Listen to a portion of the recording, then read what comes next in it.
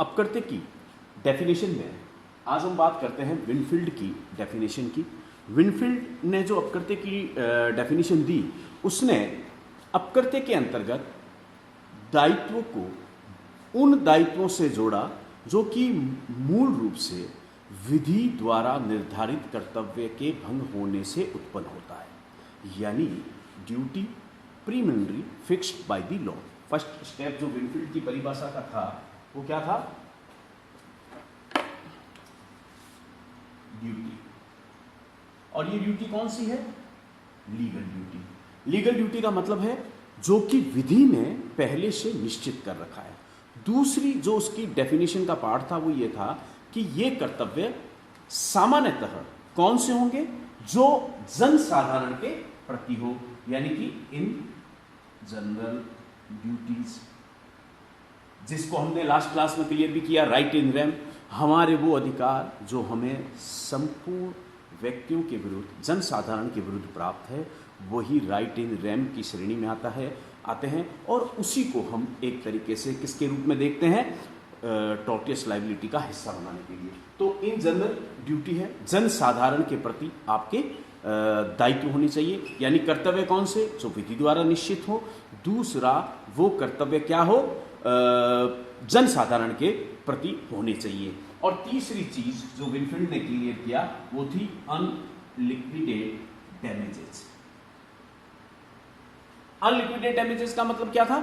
यानी अब आपको, यदि आप ऐसी किसी ड्यूटी का ब्रीच करते हैं जो विधि द्वारा आपको पूर्व निश्चित की गई है और साथ में जो कि जन साधारण के प्रति आपकी ड्यूटी थी, यदि आप उसका उल्लंघन करते हैं, उसका वायलेशन करते हैं, तो ऐसी कंडीशन में आपको अनिर्धारित क्षतिपूर्ति करने के लिए वाद दायर करने का आधार मिलेगा, यानी बेस मिलेगा आपको।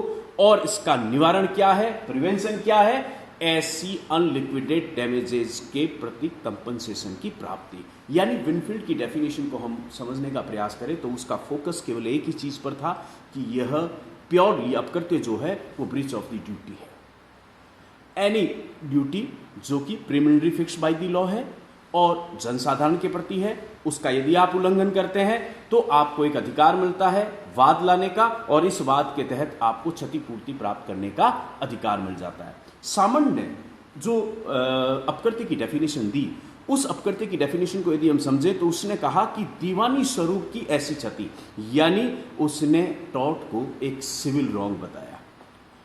सामंत का ये मानना है कि ये सिविल रॉन्ग से एक्वायर होगा। जैसे कि विनफील्ड ने उसे लीगल ड्यूटी से जोड़ा, यहां पर सामंत ने उसे ऐसी क्षति से जोड़ा। देखिए, दीवानी को हम पिछली क्लास में क्लियर कर चुके हैं, तो इसीलिए उससे आगे बढ़ रहे हैं, सीधे क्षति के रूप में माना, जिसका उपचार क्या है? सामान्य विधि के अंतर्गत अनिर्धारित क्षतिपूर्ति की कार्रवाई द्वारा संभव है। लेकिन सामंत ने इसके साथ दो चीजें और जोड़ दी। वो क्या थी?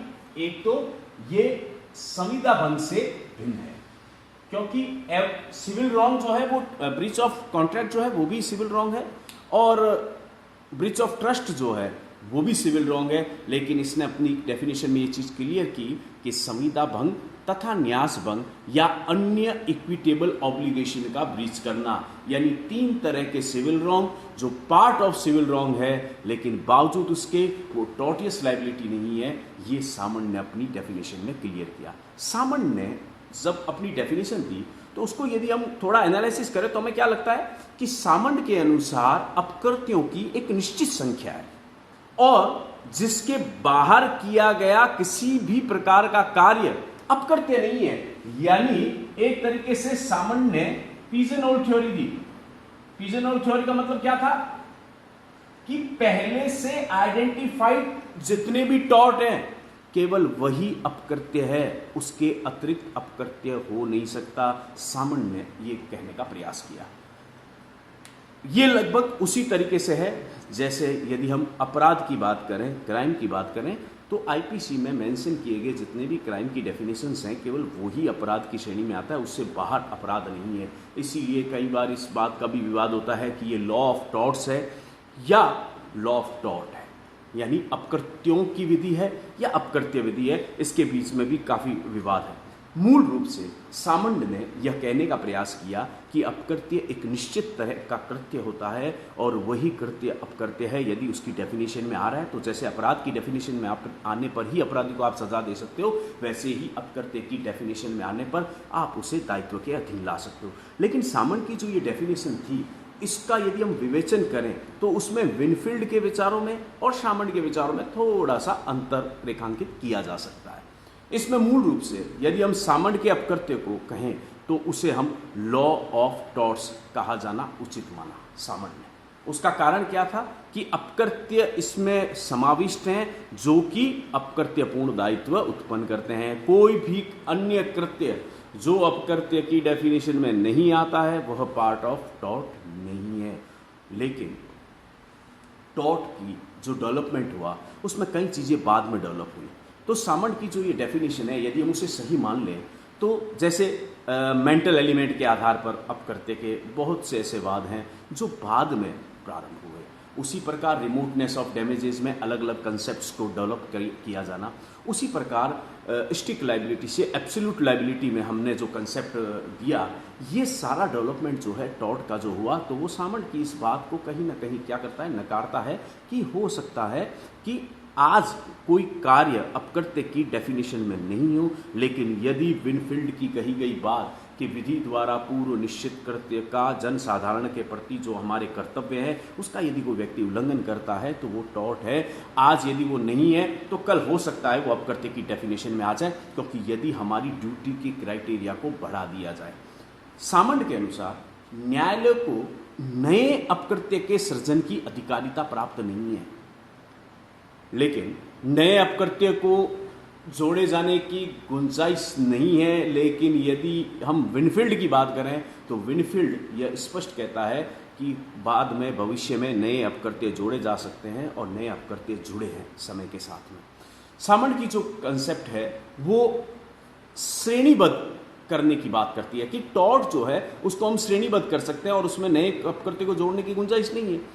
सामंड दायित्व संबंधी किसी एक सामान्य सिद्धांत को स्वीकार करने से इनकार करता है। सामंड का यह कहना है कि दायित्व को किसी एक आधार पर आप आधारित नहीं कर सकते, जबकि विनफील्ड ने सीधे तौर पर कहा कि दायित्व के लिए एक ही सिद्धांत है कि विधि द्वारा पूर्व निश्चित कर्तव्य का उल्लंघन।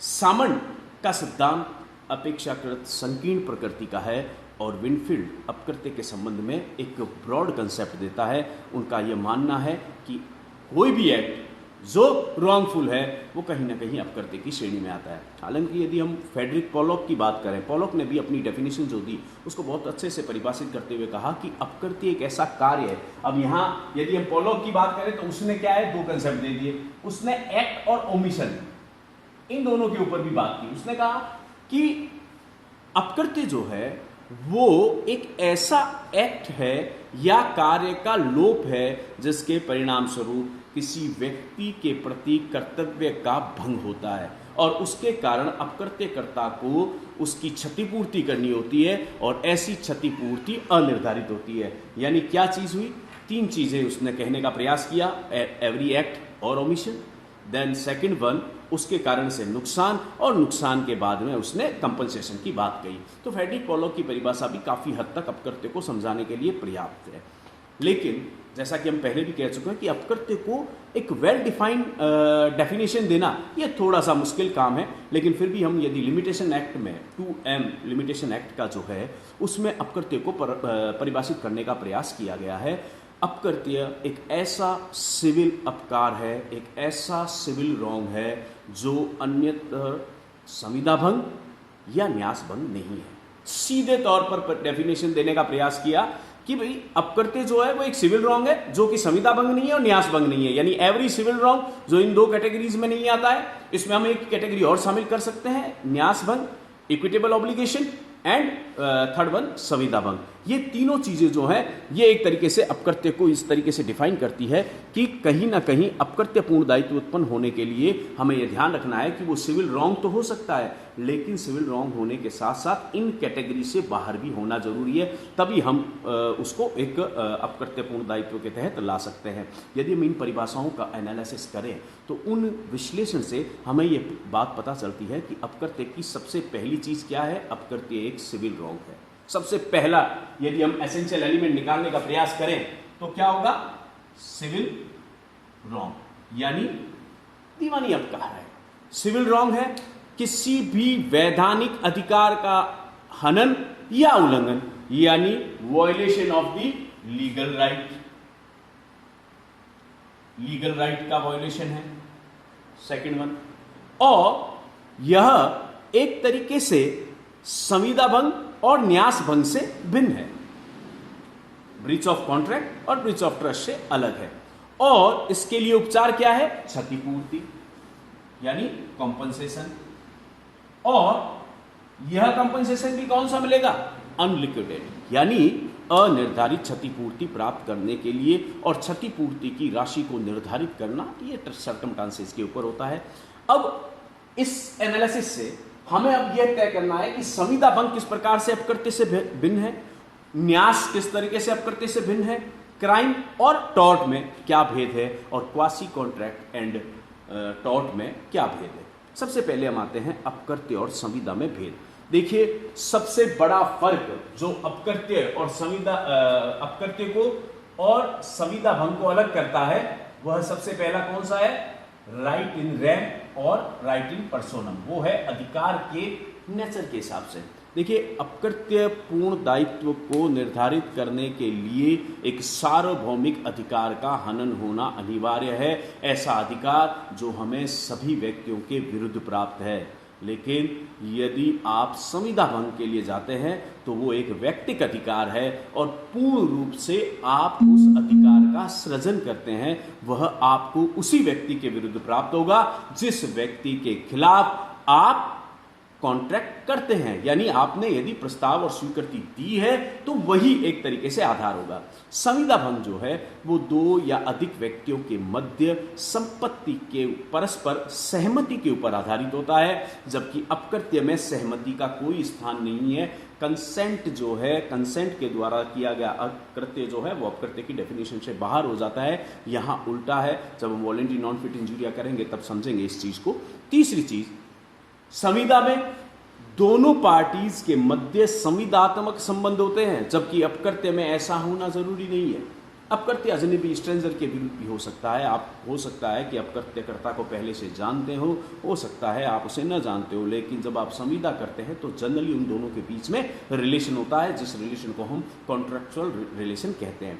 संविदा भंग ब्रीच ऑफ ड्यूटी के तहत निहित होता है, यानी आपके दायित्व का पालन न करने पर दो पक्षकार आपसी सहमति से दायित्व को एराइज करते हैं। लेकिन अपकृत्य में जो कर्तव्य का भंग होता है वो preliminary fix by the law होता है, अर्थात विधि द्वारा पहले से ही कुछ कर्तव्यों को निश्चित कर दिया गया है। उन्हीं निश्चित कर्तव्यों का उल्लंघन जो है वो एक तरीके से अपकृत्य की श्रेणी में आता है। इसलिए संविदा भंग में और उसमें ये भी बहुत बड़ा फर्क है। दूसरा, अपकृत्य का जब अपकार किया जाता है, यानी प्रतिवादी के द्वारा यदि कोई अपकृत्य का भंग किया जाता है तो उसका उद्देश्य, मोटिव हो सकता है। हम अभी नेक्स्ट जो क्लास होगी उसमें इस चीज़ को समझेंगे कि मोटिव क्या है, इंटेंशन क्या है, विद नॉलेज क्या है, और नेग्लिजेंसी क्या है, रेकलेसनेस क्या है, इनको हम क्लियर करेंगे। लेकिन यहाँ हम एक शॉर्ट में आपको बता देते कि भी अपकृत्य में कुछ टॉर्ट ऐसे हैं जो इंटेंशनल टॉर्ट की श्रेणी में आते हैं, तो उन टॉर्ट में हमें इंटेंट को क्लियर करना पड़ता है। तो लेकिन यदि आप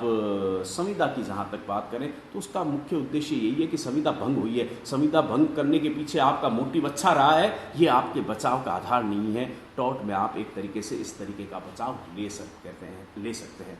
अपकृत्य में प्रतिनिहित दायित्व का सिद्धांत लागू होता है, लेकिन संविदा एक तरीके से पूर्ण रूप से व्यक्तिगत अधिकार है। यदि कोई व्यक्ति संविदा करता है तो उसका जो भी परिणाम होगा उसको उसे ही व्यक्ति से पूरा करना होगा। लेकिन टॉर्ट में एक्स ने गलती की है तो उसको वाई पे करेगा। यदि उन दोनों के बीच में मास्टर सर्वेंट रिलेशन है, स्टेट और उसका कर्मचारी है, तो इनको भी हम आगे क्लासेस में क्लियर करेंगे, लेकिन ये बड़ा फर्क है। दूसरी बात, कुछ ऐसे स्पेसिफिक टॉर्ट है जो अपराध भी हो सकते हैं। ब्रीच ऑफ कॉन्ट्रैक्ट अपराध नहीं हो सकता, संविदा को कभी आप अपराध में कन्वर्ट नहीं कर सकते। जैसे डेफामेशन है, कॉन्स्पिरेंसी है, आपके बैटरी है, मेहम है, ये सब आईपीसी में भी डिफाइन है, इनको हमारे टॉर्ट में भी एक तरीके से आइडेंटिफाई कर रखा है। तो अपकृत्य और क्राइम में जो डिफरेंस है वो भी हम आगे क्लियर करेंगे। लेकिन अपकृत्य और क्राइम, अपकृत्य और संविदा भंग में कुछ अपकृत्य ऐसे हैं जो टॉर्टियस लाइबिलिटी तो पैदा करते हैं, साथ में क्रिमिनल लाइबिलिटी भी पैदा करते हैं। संविदा में ऐसा नहीं है। अपकृत्य के लिए न्यायालय द्वारा प्रतिवादी यानी अपकृत्यकर्ता पर दंडात्मक क्षतिपूर्ति अधिरोपित की जा सकती है ताकि वो दोबारा से ऐसा कार्य न करे। लेकिन यदि हम कॉन्ट्रैक्ट की बात करें तो कॉन्ट्रैक्ट में ऐसा कोई सिस्टम नहीं है। कॉन्ट्रैक्ट में कभी भी दंडात्मक रूप से आपको कंपनसेशन नहीं नहीं भुगतान किया जाएगा। आपको केवल सांकेतिक भुगतान किया जाएगा कि आपने जो प्रॉमिस किया आपने उसका पालन नहीं किया। यदि हम इन जनरल इन जिस्ट बात करें, सारांश में बात करें, तो अपकृत्य का मूल उद्देश्य व्यक्तियों के निजी अधिकारों को संरक्षण देना है और इनके हनन या उल्लंघन होने की दशा में अपकारी से क्षतिपूर्ति दिलाना है। जबकि संविदा भंग जो है वो कहीं ना कहीं उसका उद्देश्य पक्षकार अपने दायित्वों का निर्वहन करें और संविदा की शर्तों का अनुपालन करें, यही मूल रूप से उद्देश्य होता है। तो ये संविदा भंग में और अपकृत्य में डिफरेंस है। अब देखिए दूसरी चीज़ जो अपकृत्य और अर्ध संविदा क्वासी कॉन्ट्रैक्ट जो है उसकी यदि हम बात करें तो उनमें भी यही मूल रूप से अंतर है कि क्वासी कॉन्ट्रैक्ट जो है उस जो कॉन्ट्रैक्ट में और टॉर्ट में अंतर है, इक्विटेबल ऑब्लिगेशन में भी वही अंतर हम कहीं ना कहीं देखते हैं। हालांकि इक्विटेबल ऑब्लिगेशन जो है उसमें कॉन्ट्रैक्ट का सही रूप नहीं होता, लेकिन फिर भी अब हम न्यास भंग और अपकृत्य के तहत डिफरेंस की बात करते हैं। न्यासी जो है वह उसके द्वारा यदि किसी न्यास का भंग किया जाता है, कोई कृत्य किया जाता है, तो वो न्यास भंग कहलाता है किसी भी न्यासी के द्वारा। और अपकृत्य जो है और न्यास भंग में क्षतिपूर्ति की राशि क्या होती है, पूर्व से निर्धारित हो सकती है। उसका कारण यह है कि वो निर्धारित राशि ही प्राप्त करता है कि कोई पर्टिकुलर नुकसान उसे हुआ है तो वो उसी को प्राप्त करने की कोशिश करता है। जबकि अपकृत्य में क्षतिपूर्ति की राशि सदैव अनिर्धारित रहती है, अनलिक्विडेट रहती है। दूसरा, न्यास जो है वो उसको इंग्लैंड की चांसरी कोर्ट जो है उससे उसका उद्भव माना जाता है क्योंकि यह साम्य के सिद्धांतों के ऊपर आधारित है। जबकि अपकृत्य जो है वो कॉमन लॉ के न्यायालयों से इसकी उत्पत्ति हुई है। तीसरा, न्यास की संपत्ति दुर्विनियोग मिस प्रेजेंटेशन जो है सामान्यतः अपकृत्य में क्षतिपूर्ति नहीं मानी जाती। यानी जो दुर्विनियोग न्यास में एक तरीके से लाइबिलिटी क्रिएट करता है, अपकृत्य में ऐसा दुर्विनियोग जो है वो एक तरीके से लाइबिलिटी प्रदान नहीं करता, क्योंकि न्यायालय ऐसे कर्तव्य के भंग को अवांछित मानता है और इसके लिए जो दुर्विनियोग करता है उसके ऊपर विश्वासघात के लिए कठोर और दंडात्मक क्षतिपूर्ति अधिरोपित की जा सकती है। अर्थात अपकृत्य और न्यास भंग में इस तरीके से डिफरेंस है। इसीलिए हम ये भी कह सकते हैं कि सभी सिविल रॉन्ग जो है वो अपकृत्य नहीं है। केवल वही सिविल रॉन्ग अपकृत्य है जो न्यास भंग नहीं है, जो ब्रीच ऑफ कॉन्ट्रैक्ट नहीं है, जो ब्रीच ऑफ इक्विटेबल ऑब्लिगेशन नहीं है और जो डेफिनेशन ऑफ द क्राइम में नहीं आता। वो सारे सिविल रॉन्ग जो है वो अपकृत्य की श्रेणी में आता है। अब देखिए भारतीय उच्च न्यायालय ने जो है वो जो रेमेडीज की जो हम बात यानी कि अब यदि हम ओवरऑल अपकृत्य की डेफिनेशन को समझने का प्रयास करें तो हम सामान्य रूप से कह सकते हैं टॉर्ट क्या है, टॉर्ट एक सिविल रॉन्ग है। कब एराइज होगा, रॉन्गफुल एक्ट कब होगा, जब वो सदोष कृत्य हो। एक्ट जो है वो रॉन्गफुल होने के दो ही तरीके हैं। सबसे पहला, हम एक्ट ऐसा कर रहे हैं जो कहीं ना कहीं किसी व्यक्ति के विधिक अधिकारों का उल्लंघन कर रहा है, यानी violation of the legal right. And second one, breach of the legal duty, अर्थात आप उस अधिकारों का उल्लंघन कर रहे हैं, उन ड्यूटीज का पालन नहीं कर रहे हैं जो preliminary fix by the law है, विधि द्वारा पूर्व निश्चित जो कर्तव्य है उनका उल्लंघन किया जा रहा है। यदि ये दोनों कार्य हो रहे हैं, ऐसे उल्लंघन यानी ऐसे एक्ट और ऐसा कार्य न करना यानी ओमिशन, लोग के कारण से यदि किसी व्यक्ति को नुकसान होता है, डैमेज होता है, तो ऐसे डैमेज के लिए क्षतिपूर्ति प्राप्त करने का अधिकार आपको मिलता है और यह क्षतिपूर्ति हमेशा अनलिक्विडेट होती है, अनिर्धारित होती है। और ऐसी अनिर्धारित क्षतिपूर्ति प्राप्त करने के लिए आपको सिविल न्यायालय में जाने का राइट मिलता है, तो वो टॉर्ट की श्रेणी में आता है। अतः यदि हमें अपकृत्य को परिभाषित करना है तो हमें तीन चीजें क्लियर करनी है। सबसे पहला, रॉन्गफुल एक्ट, दूसरा damage, and third one compensation, वो भी कौन सा, अनलिक्विडेटेड डैमेजेस। ये एक तरीके से अपकृत्य की सामान्य डेफिनेशन आपके क्लियर हुई, जिसमें हमने विनफील्ड की, पोलॉक की और सामंड की, इन तीनों की डेफिनेशन को क्लियर किया और उसके साथ में उसके एसेंशियल एलिमेंट्स को निकालने का प्रयास किया। संविदा भंग से टॉर्ट किस तरीके से भिन्न है, इसको भी हमने क्लियर किया। नेक्स्ट क्लास में हम बात करेंगे damnum sine injuria and injuria sine damnum. Thank you.